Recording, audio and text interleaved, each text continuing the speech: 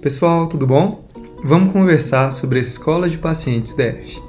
Nossos objetivos são esses: conversar das principais partes da Escola de Pacientes DF, envolvendo educação permanente, funcionamento dos capítulos e anexos para educação em saúde e atendimento clínico, funcionamento dos prontuários em vínculo com a SUS, receita simples e prescreva um livro. É um mundo de coisa, vamos apertar o cinto e começar. Relembrando, a estratégia da Escola de Pacientes DF é baseada em 2 pilares.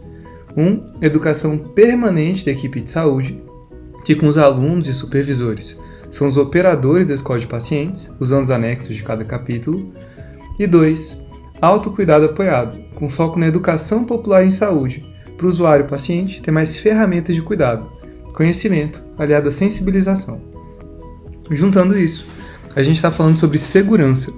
Se for para escolher uma palavra-chave, é segurança. Esse livro é muito marcante, The Checklist Manifesto, que conta como ter organização, aumenta a segurança e evita tragédias. Por exemplo, como o número de quedas de avião despencou depois que o uso de checklists passou a ser obrigatório para aeronaves. Essas tragédias evitáveis valem para aviões e valem para os atendimentos em saúde. Lembrando que o conjunto de ferramentas de educação e saúde da Escola de Pacientes DF já foi usado para mais de 14 mil atendimentos médicos desde 2016. Relembrando também o que é um capítulo da Escola de Pacientes, uma pasta própria para cada condição ou doença, com 12 anexos de arquivos digitais que operacionalizam as consultas no serviço de saúde. Capítulos que incluem hipertensão e diabetes, cobrem asma, escabiose, pré-natal, para o que é mais prevalente, para o que é mais grave, que virou projeto terapêutico singular para estudos de casos dos alunos da Universidade de Brasília, para o que quer que seja. E esse é o modelo dos capítulos. Todas as condições que viram capítulos têm essa pasta modelo copiada e colada. E em cima do modelo, as informações específicas vão sendo editadas em cada arquivo de texto durante a fase de desenvolvimento. Os anexos da versão no primeiro semestre de 2019, versão 20, são os seguintes: orientações, parte de educação geral em saúde que vai impressa com a pessoa para casa, orientações de linguagem acessível, letras grandes, incluindo links de sugestão de vídeos no YouTube para escrever um livro, e a parte operacional de anexos para receituários, exames, relatórios, referências, fluxogramas e treino prático, com a parte técnica específica no pré-estruturado, com anotações sobre anamnese, exame físico, avaliação, plano e autoria do capítulo. A OBS do serviço foi laboratório inicial para todo o DF do tratamento padronizado de hipertensão e diabetes na planificação pelo Conselho Nacional de Secretários de Saúde, que em 2019 segue acontecendo em outras regiões administrativas. Nesse cenário, a Escola de Pacientes faz link entre a Secretaria de Saúde e CONAS com a ANB, em especial com os alunos do último semestre do curso de Medicina. A busca por segurança na teoria e na prática do atendimento é especialmente importante no cenário vulnerável. A gente está na região leste de saúde do DF, aqui no mapa Itapuã, com cerca de 80 mil pessoas, a 25 km do plano piloto. E uma das regiões de mais baixa renda do DF, iniciada como invasão no final da década de 90 e com situação vulnerável em vários setores. Situação mais clara nessas fotos de 2001, com muita vulnerabilidade ainda presente, apesar das melhorias com o passar dos anos. Porque o que mais preocupa não é a situação de calçamento das ruas, mas principalmente a situação de saúde, educação e segurança. Por exemplo, uma vulnerabilidade importante é a escolaridade, com metade das pessoas com fundamental incompleto. Para as atividades culturais, o cenário também é preocupante. A atividade cultural não tem museu, teatro, biblioteca para 95% da população, e nem cinema para 82%. Infelizmente, é o mesmo perfil para atividades extracurriculares, com 98% das pessoas sem nenhuma dessas atividades. Em relação à leitura, 76% não lê nenhum livro por ano, e dos que leem, a imensa maioria lê de 1 a 2 livros, que inclusive preocupa muito. Onde se semeia leituras, ideias florescem. E numa região vulnerável como Itapuã, com dificuldade de dinheiro e de violência, as boas ideias fazem falta.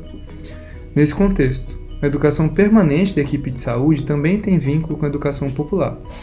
A geração de conteúdo nas revisões e estudos é boa para todo mundo envolvido. E como tem sido a trajetória dos últimos anos? A educação permanente anda de mãos dadas com os atendimentos, na forma dos anexos de cada capítulo. Esse gráfico é o principal de acompanhamento dos atendimentos médicos do serviço, que tem crescimento contínuo relativamente estável, com flutuações de quantidade de atendimento semanal que teve fases. Essa evolução da quantidade de atendimentos está relacionada com a educação permanente, Os anexos usados nos atendimentos são gerados a partir das revisões e estudos. Desde a parte inicial da estratégia, nas primeiras semanas de 2016, uma fase intermediária de 2017 até metade de 2018, e uma parte mais recente, do final de 2018 até o primeiro semestre de 2019, mais intensa de desenvolvimento de capítulos e anexos, com uso muito útil na epidemia de dengue do primeiro semestre de 2019, mostrado no quadrado laranja. A estratégia de educação permanente tem relação, além dos atendimentos, com mostras e congressos também. A gente teve premiações das ferramentas em geral, dos serviços médicos, da Receita Simples, tema de mestrado na UNB e do Prescreva um Livro. E participação de 42 trabalhos entre painéis e apresentações orais para 4 congressos nacionais e 2 internacionais. Para cada uma das estratégias de educação permanente, teve prós e contras. Vamos ver quais que foram. De 2016 a 2017, o foco era tentar as atividades de educação permanente nas reuniões de equipe. Prós, que não fecha agenda, as equipes irmãs mantêm acolhimento e com menos gente tem mais atenção. Outra vantagem é que só precisa de um computador também, já que são menos pessoas, sem precisar de projetor, por exemplo. Contra é que diminui o tempo de coordenação de cuidado e pendência administrativas na reunião, além de não chegar para todo o UBS de uma só vez. A gente também tentou em reuniões do colegiado gestor, com toda a UBS, pela tutoria do CONAS, o Conselho Nacional de Secretários de Saúde, principalmente em 2017. Prós é que chega em toda a UBS rápido, mas com os contras de fechar a agenda de todo o UBS e fechar o acolhimento de todo o UBS, além de tirar tempo de assuntos administrativos. Com muita gente, tem menos atenção também. Além de reuniões de equipe do colegiado gestor, nos últimos anos também teve os momentos de matriciamento, fechando parte de horário específico. O foco em matriciamento foi mais intenso em 2017, também via CONAS com planificação. De todo jeito, o matriciamento é uma ferramenta que está sempre presente. Fazendo só com medicina e enfermagem, a vantagem é que mantém acolhimento e fica mais focado na parte de atendimento, precisando só de um computador. A desvantagem é fechar a agenda de atendimento e informações não chegarem nas técnicas de enfermagem e nos agentes comunitários. Outra opção foi o matriciamento chegando para todo o BS, não só para medicina e enfermagem, tanto com CONAS quanto com CAPES. Parte boa é que chega também no acolhimento e agentes comunitários. A parte ruim é que fecha a agenda, fecha o acolhimento e perde o foco por ter muitas pessoas. Teve outras possibilidades. As principais foram de tentar a reunião clínica no início ou no final de cada período, de 7 a 7h20, ou de 11h30 a meio-dia, ou de 4h30 a 5h, ou ainda de ter um responsável para levar o conteúdo nas reuniões das outras equipes. Não deram certo por dificuldade de presença do restante do RH. Quanto maior a pressão assistencial, pendências administrativas ou esgotamento profissional, maior a dificuldade. A integração com o NB tem sido fundamental para a educação permanente.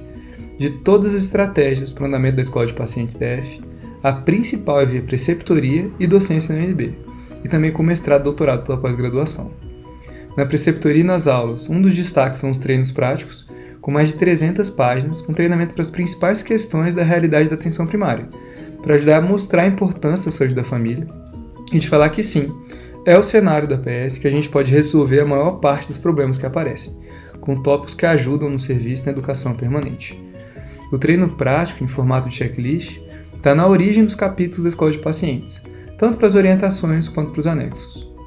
Vamos conversar melhor dos capítulos então, pegando de exemplo hipertensão, diabetes e pré-natal. Vai ser uma conversa dos principais temas, porque só para pré-natal tem tanto conteúdo que dá um livro, com vários capítulos, alguns de exemplo nesse sprint. Inclusive de pré-natal geral foi dividido em 3 capítulos, um para cada trimestre. Vamos ver um geral deles. Começando então pelo anexo 1, orientações, vamos ver o passo a passo. Nesse exemplo para hipertensão, com tópicos gerais de cuidado para hipertensão, orientações de estilo de vida, alimentação, medicação, que inclusive tem pontos em comum com outras doenças crônicas não transmissíveis, principalmente obesidade e diabetes. Para pré-natal, com tópicos gerais de cuidado durante a gravidez, seja na parte inicial, com orientações que incluem cuidados gerais, com medicamentos, alimentação, pele, e sinais que preocupam na gravidez, seja por último trimestre, com orientações que incluem trabalho de parto, contato pele a pele e colocação de DIU. Vamos falar dessa parte do Prescreva um Livro e um link mais no final. Mas relembrando que é uma parte que vai junto às orientações. As orientações também têm tabelas de orientações específicas por categorias, o que a gente espera que o usuário tenha que saber da própria condição de saúde, como medir a pressão, quais são as consequências possíveis da falta de controle, os alvos de tratamento, reforço do tratamento e principais exames que devem ser feitos. E também tabela para a medida residencial da pressão arterial, para ele relembrar tudo que pode afetar a pressão e ter mais poder na palma da mão para poder medir a própria PA. Pode ser com um aparelho próprio, ou na unidade de saúde, no vizinho, na farmácia, onde for. Mas o conhecimento está com ele. Usar o potencial que a pessoa tem para ela poder se cuidar. Esses anexos saem na mão da pessoa para ela poder ter na pasta da saúde dela, anexos impressos pelo operador da escola de pacientes. Orientações e tabelas tanto para hipertensão quanto para diabetes, e também para gestantes, com orientações do que tem indicação, tanto na gravidez como um todo, quanto em cada um dos trimestres da gestação. Além da tabela mostrando para cada data o equivalente em semanas e meses que ela está. Os outros anexos não vão direto para o paciente, são voltados para o operador que está atendendo, conseguir garantir o padrão mínimo de cuidado nas consultas. Quando é o caso, ele imprime. Para o anexo de receituário, tanto tem a lista dos princípios ativos mais comuns, como no exemplo desse print para pré-natal, quanto lista de medicações para montar os receituários, seja no SUS, seja no prontuário da escola de pacientes, com o mesmo paralelo de estrutura entre diabetes e hipertensão. Quanto tem as páginas também com os princípios ativos mais prescritos, no exemplo desse print, aqui exemplos de via oral, mas também para o de uso subcutâneo contínuo em diabetes. Para o laboratório, um exemplo de avaliação laboratorial, adotado de acordo com a idade gestacional, comorbidades, exames já realizados, e exames gerais para estratificação de risco cardiovascular e lesão de órgão-alvo, pegando também microvascular no pedido para diabetes. Um exemplo da primeira avaliação laboratorial geral, seguindo a 7ª diretriz brasileira de hipertensão arterial, bem como para raio-x de tórax, também seguindo a diretriz. E para outros exames também tem anexos, que já ficam disponíveis para imprimir, desde eletro até ecocardiograma. Anexo de modelo de relatório, com o principal para ser preenchido em cada encaminhamento, e últimos anexos são de parte técnica específica, tanto para referência quanto para treinamento. Para confirmação fácil, é um clique de distância. O fluxograma já está ali no print, com link para referência logo acima, a poucos segundos de distância. Seja para qual capítulo for, sempre se fortalecendo com cada revisão e cada bloco de estudos. Então, as referências usadas para elaboração e atualização do material têm atualização incessante, educação permanente da equipe e parceria principalmente com a Universidade de Brasília, mas também com vários supervisores técnicos de especialidades focais. Nesse sentido, os treinos práticos são um destaque, aplicados toda semana nas aulas do último semestre do Internato de Medicina da UNB, treinos que seguem um estilo de provas práticas de residência que ajudam a treinar de forma mais eficiente o padrão mínimo de cuidado no cenário controlado, passo a passo com checklist das principais partes do atendimento para aquela condição, que fica como anexo em cada capítulo. Então, o livro de treinos práticos também fica em atualização incessante, dependendo da realidade do serviço e dos temas de aulas dadas na UNB. A parte técnica final são anotações para orientar o pensamento e revisão de quem está em dúvida no assunto, que são os pré-estruturados. Uma parte geral de anamnese, exame físico, avaliação e plano, junto com a autoria dos operadores e supervisores envolvidos no capítulo, além das madrinhas e padrinhos comunitários, que ajudam na difusão do conhecimento dentro da comunidade. Para terminar, um anexo extra para hipertensão e diabetes é o scan da ficha de encaminhamento para o ambulatório de atenção especializada em hipertensão e diabetes. Essa ficha, elaborada junto com a atenção secundária e o Conselho Nacional de Secretários de Saúde, otimizou muito e guiou o processo de cuidado para hipertensão e diabetes, com identificação geral, tópicos para o encaminhamento de diabéticos e hipertensos de alto risco, anamnese incluindo exames padronizados e medicamentos em uso. Isso na parte da frente. Ainda tem o verso da ficha de estratificação, focado para o diabético de alto risco, ou para o hipertenso de alto risco. Tem muito para a gente conversar de referência e contra-referência para os usuários de risco cardiovascular aumentado, mas é tanto assunto que já é outra conversa. Esses anexos de arquivo de texto editável em Word são da pasta específica para os desenvolvedores que estão trabalhando em cada capítulo, e depois com em formato PDF para cada operador poder usar no seu próprio cenário de prática depois. Em cenários de pressão assistencial grande, esses PDFs principais para atendimentos clínicos iniciais já ficam no mesmo arquivo para facilitar o atendimento com padrão mínimo de cuidado. Fez diferença para o serviço na epidemia de dengue de 2019, com explosão do número de casos atendidos mostrado no quadrado laranja.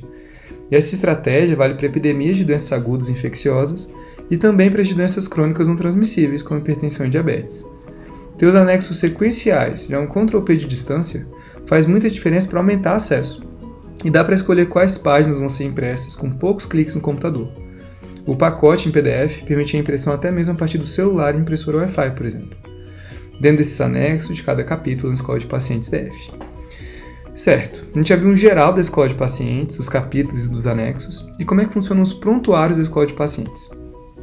Lembra de como ter organização e checklists aumenta a segurança e evita tragédias, tanto para a aviação quanto para a saúde? Essa ideia de checklist vale para o geral da Escola de Pacientes DF e também para os prontuários. No início de 2016, essa parte das anotações clínicas era chamada de prontuário por idade. Tem apresentações em outros congressos e também dá para achar pelo Google no canal da Escola de Pacientes, com geral da explicação sobre os registros clínicos e a geração de dados a partir deles. E qual que é a ideia? O objetivo é aumentar a eficiência e segurança dos atendimentos, juntando o principal de protocolo e rastreio com nível de evidência para cada grupo de idade. Com o registro padronizado, também fica mais fácil de resgatar essas informações depois, seja para coordenação de cuidado, revisões de caso, seja para publicações, congressos e mostras.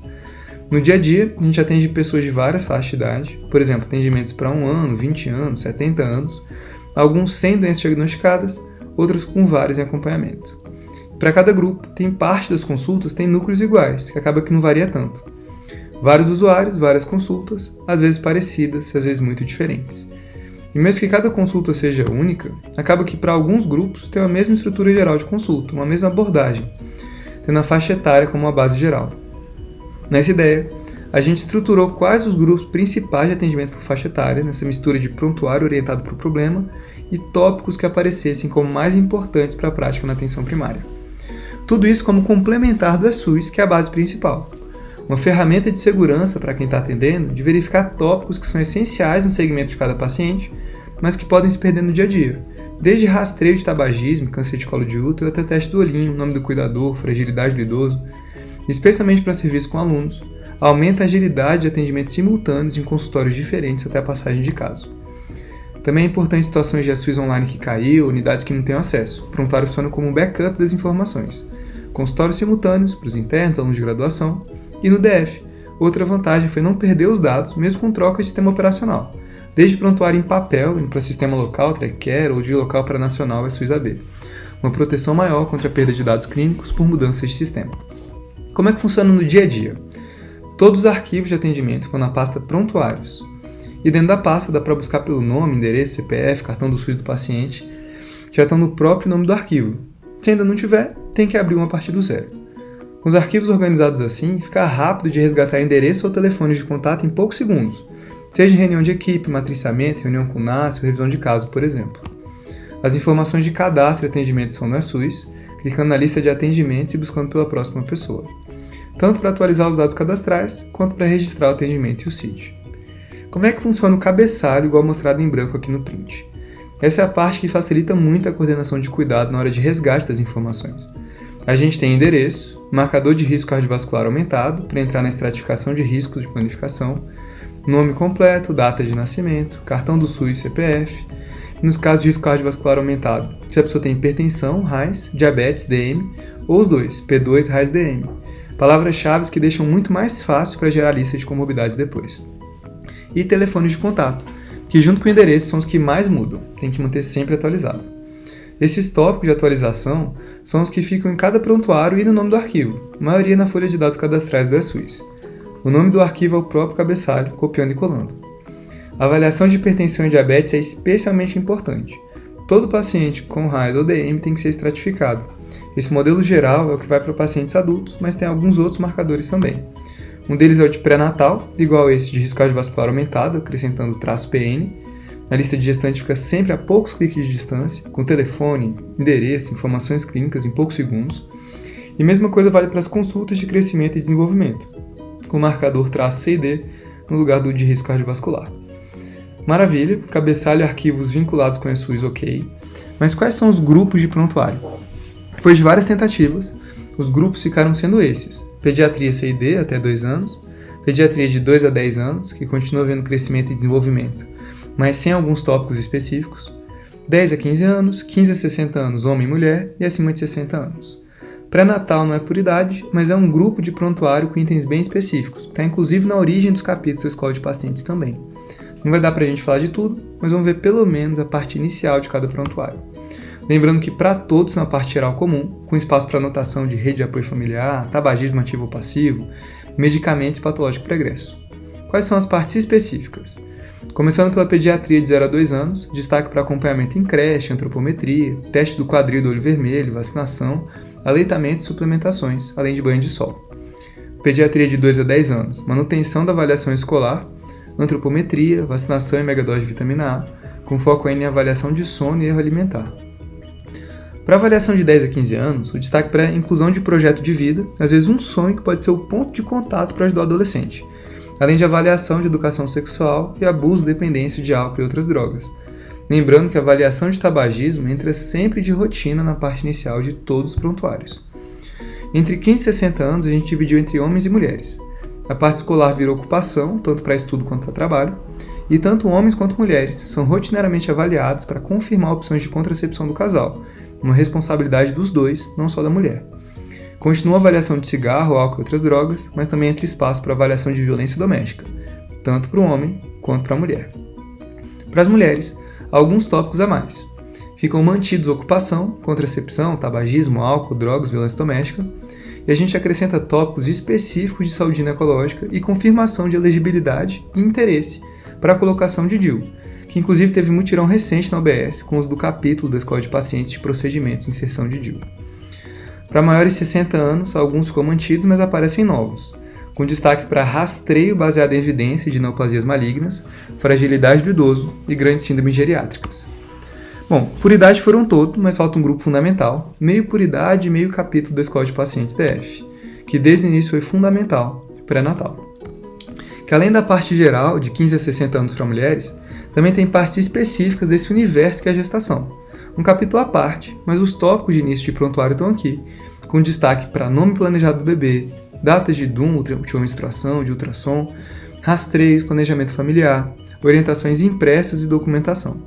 Tem mundos a mais para falar, mas é tanto capítulo que dá um livro. Esses são os prontuários da Escola de Pacientes, uma ferramenta a mais que fica melhor de ajustar o máximo de informação clínica ao tempo possível de cada consulta, seja de 5, 10, 15 ou 30 minutos. Da mesma forma que os capítulos da Escola de Pacientes DF têm um modelo, um padrão, que orienta as atividades de educação e de saúde, os prontuários também têm um modelo padrão, quase que células-tronco que a gente copia e cola para, a partir daí, atualizar as informações específicas de cada pessoa. Outra ferramenta, nesse cenário, é a receita simples. De novo, o foco em segurança, que é a palavra-chave, para proteger contra tragédias evitáveis que valem para aviões e valem para os atendimentos em saúde. Como nesse cenário de tragédia evitável, mais comum do que deveria ser. Esse exemplo de sacolinha de remédio no paciente em visita domiciliar, a pessoa com analfabetismo funcional, retinopatia diabética, catarata, sem rede de apoio familiar, e esses são os remédios para pressão alta e diabetes, tudo misturado. Como é que a gente faz para ajudar ela a se proteger? Com os minutos contados, pressão assistencial, todas as dificuldades que a gente conhece tão bem, o que a gente pode fazer? Uma das ferramentas para esse cenário é a receita simples, um modelo com tabela de horários de medicamentos e um paralelo dos períodos do dia com ligas elásticas coloridas envolvendo as cartelas. O desenvolvimento e a validação da receita simples tem sido encaminhado com a UNB, junto com os residentes multiprofissionais, em especial os da farmácia, e com os alunos do último semestre de medicina. Caminhada com a UNB, com versão final validada por profissionais da atenção primária e mestrado profissional da Universidade de Brasília pelo método Delphi. Muita coisa, esse é o contexto geral da receita simples. E de onde é que a gente veio? Como é que foi o passo a passo para chegar no modelo validado do mestrado? Vamos ver juntos. Os primeiros modelos são de fevereiro de 2016, sendo de carimbo de madeira evoluindo para carimbo automático, fazendo paralelo com os períodos do dia e as cores das ligas elásticas coloridas, que foram a opção com maior eficiência e melhor custo-benefício. Trajetória que passou desde teste caixa de ovo, até saquinho de din-din, sacolé, doce, e que foram várias tentativas até chegar no modelo final que foi para validação, com o link das liguinhas coloridas com canetas BIC. E esse é o modelo validado da receita simples, com mestrado na Universidade de Brasília. Está com o manual sendo produzido via UNB para tentar a incorporação pelo SUS, atenção básica. E nessa perspectiva, chegar em mais de 43 mil equipes de saúde da família Brasil afora. E o prontuário eletrônico cada vez mais crescendo, dezenas de milhões de consultas por ano. Uma ferramenta a mais que pode fazer a diferença. A fase atual está com doutorado em curso na UNB para otimizar essa entrega dos produtos à escola de pacientes e deixar o mais eficiente possível. Por último, prescreva um livro. E prescreva um link, já vamos falar dessa fase. Primeiro vamos ver um vídeo institucional da Secretaria de Saúde, liberado em abril de 2018.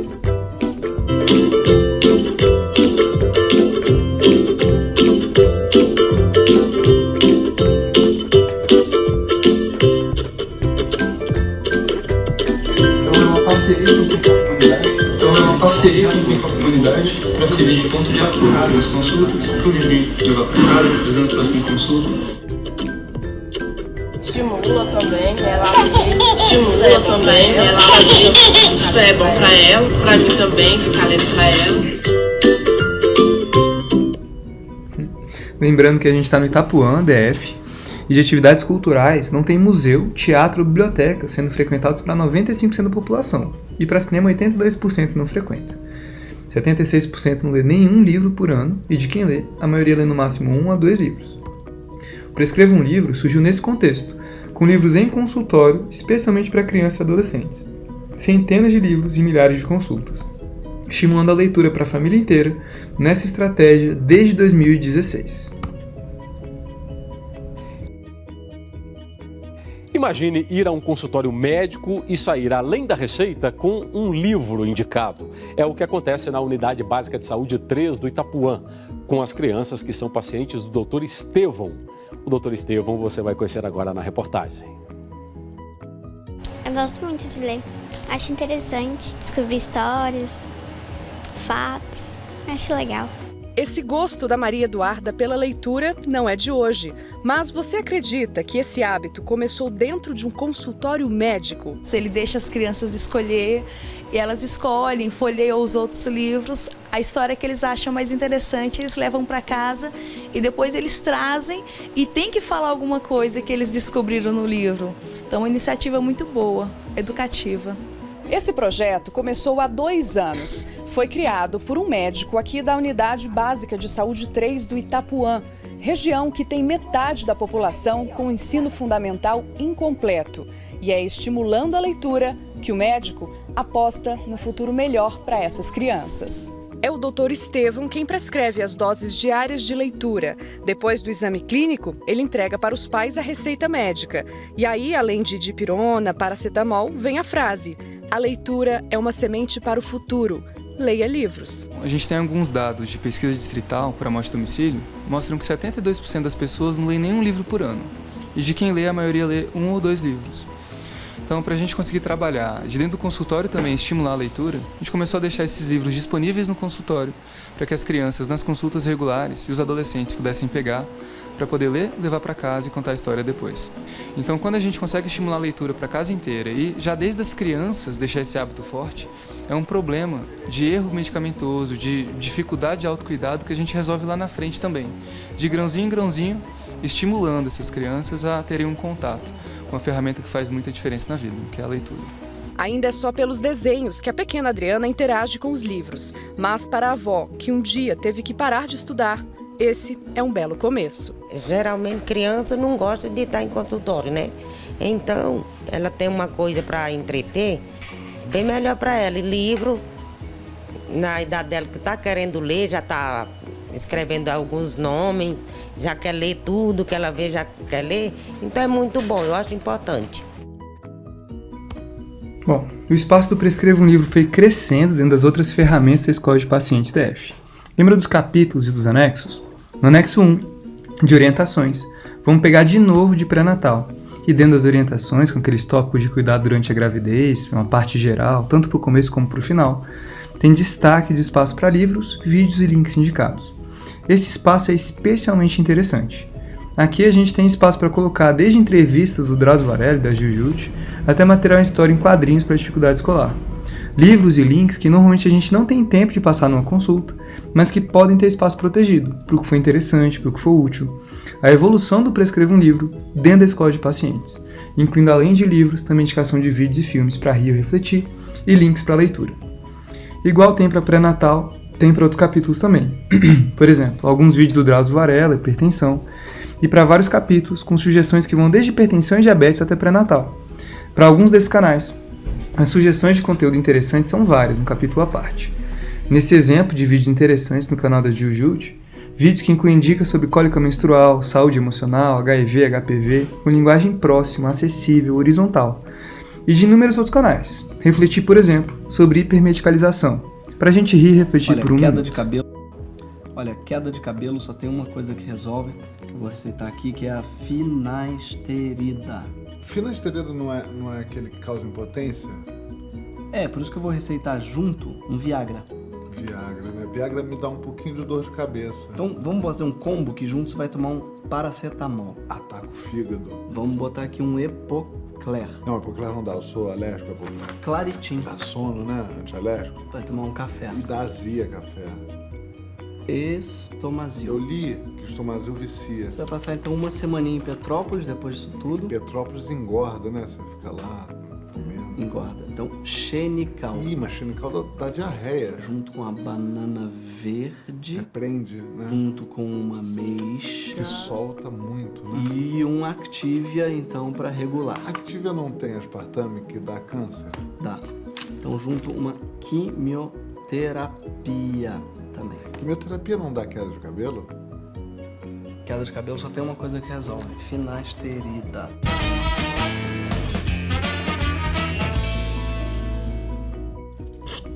Bom, muita coisa. Para cada uma delas tem tanta história para contar, registro, dados, fatos, fotos, muito investimento de tempo e de esforço.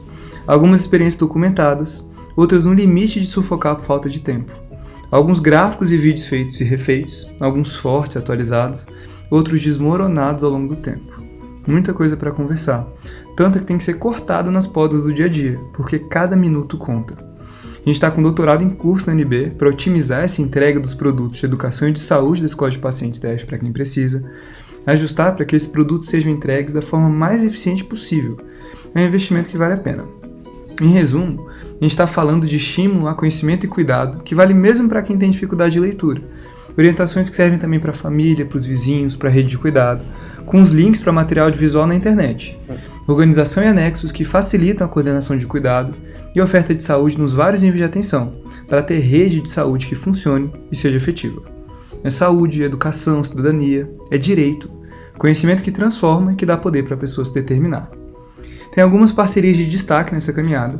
Diabetes e hipertensão são 2 capítulos no meio de centenas, mas a gente está em meio à epidemia de diabesidade e do impacto cardiovascular gigantesco da hipertensão. Esses 2 capítulos, em especial, estão visceralmente ligados à planificação pelo CONAS e estão adaptados de modo que permite levar adiante a metodologia da Escola de Pacientes DF junto com a planificação, que também traria benefício enorme para outras condições de saúde.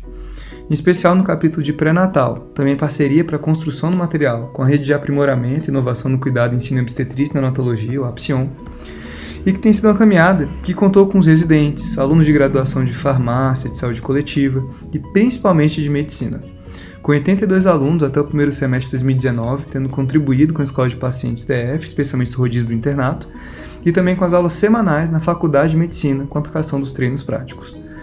Além disso, a planificação pelo CONAS foi especialmente importante para os capítulos de risco cardiovascular aumentado, em especial hipertensão e diabetes, e além da educação permanente dos atendimentos, também com as premiações das ferramentas da Escola de Pacientes DF. Um agradecimento especial para quem ajudou a desenvolver desde os primeiros passos, que fizeram e fazem toda a diferença, tanto na Secretaria de Saúde quanto na universidade, no mestrado e no doutorado. Para o passado, presente e futuro, muito, muito obrigado. Os autores dessa apresentação, uma parte desse conjunto está disponível na internet, no YouTube, canal da Escola de Pacientes DF. A gente tem um longo caminho pela frente. Vamos caminhar juntos. Muito obrigado e até o próximo vídeo.